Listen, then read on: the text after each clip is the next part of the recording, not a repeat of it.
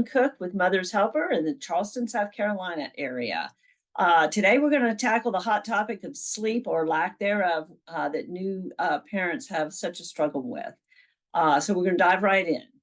The average newborn will sleep 16 to 17 hours out of 24 hours, and an older baby will be about 13 to 14 hours. Preemies do sleep more, but they wake up more frequently. So we're mostly focusing today on term babies. About 6 to 8 weeks of age, they will get you more length in the amounts of time that they sleep. By 3 to 5 months, the night waking is less. There are lots of schools of thought about sleeping, but I don't subscribe to the sleep training school of thought. I found over the years of experience that if you don't manipulate what the baby is trying to naturally do, that everybody in the house is going to be a lot happier. So by that, I mean, observe the baby's cues and behaviors, kind of see what develops in those first weeks. The first week or two is going to be all over the map, but usually after that time period, they're going to settle into a schedule of sorts. Everybody loves to use that word, but if you follow the schedule that the baby chooses, then you'll find that your life is going to be easier. Now, an older baby does respond very well to a more organized schedule of what we think of as a schedule. And, it might not be in those early weeks that it would have been the timetable that you would have picked. But if baby is happy and naturally accommodating what their body tells them to do, then things will go along a lot smoother. So you do have a couple different types of sleep. There's active sleep and quiet sleep. In active sleep, they're dreaming, there's rapid eye movement, they're twitching, and irregular breathing. This is when they're having their brain development and growth. And they wake more easily. And you're like, oh, this is so draining. I'm so tired, like I've never been before. So I'm going to focus on the good points and why that's important for your baby to wake easily. First and foremost, it reduces the chance of SIDS, particularly if this is a breastfed baby. And so that is one of the benefits.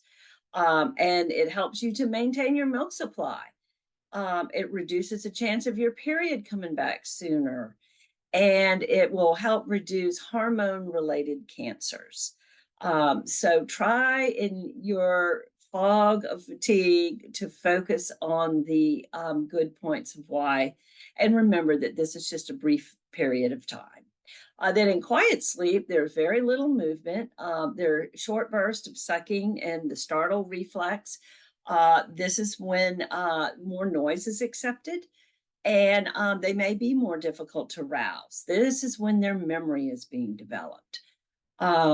And what we find is ineffective feeding equals more frequent intake and more frequent waking. There could be a minor birth injury or trauma causing the baby to wake more when they accidentally touch whatever might be slightly injured. And then there could be discomfort from illness. There could be distractions like television. So think about it, that you want to kind of start a bedtime routine, even in those first couple of weeks, of lowering the noise, lowering the screens, all the things that go beep, and try to make it into a more tranquil environment for baby.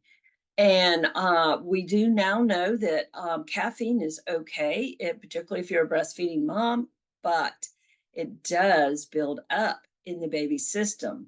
So you can get yourself into a vicious cycle of the more caffeine that you think you need because baby is waking more frequently, it's causing baby to wake even more frequently.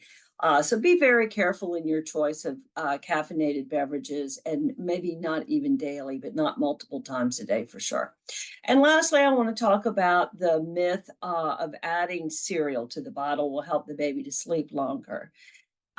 First and foremost, you never cut a hole in the baby's bottle. It is way too much coming out, and now it's much more thick. So it's harder for the baby to swallow and handle. Also, now you've got rough edges around that edge of the nipple. And but the other side of the coin is that we know that if a baby gets solids, and by the way, the definition of solids is any baby food, so even purees are considered solids. We don't recommend before 6 months of age due to a higher risk of diabetes, food sensitivities, and food allergies in the later in the infant's life. So I hope these tips will be helpful. Know that you will get through this time period, and good luck. If I can help you in any way, again, I'm Lin Cook with Mother's Helper. I'm on Facebook, Instagram, and this YouTube channel. Thank you.